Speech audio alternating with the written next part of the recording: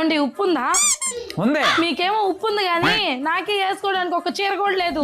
ఇదేంది ఇది ఉదయాన్నే గొడవ లాగుతుంది. తీసిచ్చేస్తే పోలా. చీరగా తీసుకో. తీసుకొని ఎక్కడ పెట్టాలి? బీరువా అంతా ఫుల్ అయిపోయింది. దానికే నాకు ఇంకో బీరువా కావాలి. సరే బీరువానేగా తీసేస్తాలే. బీరువా తీసిన నెత్తిన పెడతావా? ఇంట్లో నడవడానికి కూడా స్థలం లేదు. ఇప్పుడు నన్ను ఏం చేయమంటావు? డబుల్ బెడ్రూమ్ ఇల్లు కట్టించండి. సరే ఇల్లేగా కట్టిస్తాలే. ఎక్కడ నా నెత్తిని కట్టిస్తారా? నీ బాధ ఏంటో కొడతావా?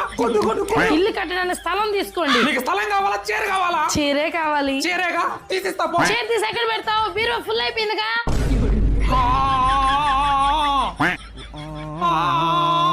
కూల్ రాజా కూల్. సో మీ ఇంట్లో ఇదే సమస్య ఉందా? మీకు ఇల్లున్నలకి సమస్య ఉంటే మరి రెంట్కుండే వాళ్ళ పరిస్థితి నేను చెప్పలేను. సో మీ అందరి సమస్యలకి సమాధానం ఈ ప్రపంచంలో ఏదైనా ఉంది అంటే స్థలాన్ని సొంతం చేసుకోవడమే.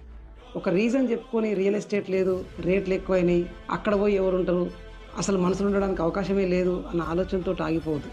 ఎందుకంటే మీరు ఇప్పుడున్న ఇల్లు కూడా ఒకప్పుడు అందరూ అలానే అనుకుని ఆగిపోయారు కదా.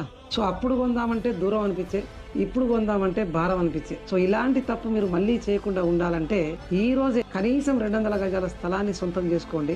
భవిష్యత్తులో మీ ఫ్యామిలీ కోసం ఒక మంచి బంగ్లా నిర్మించండి.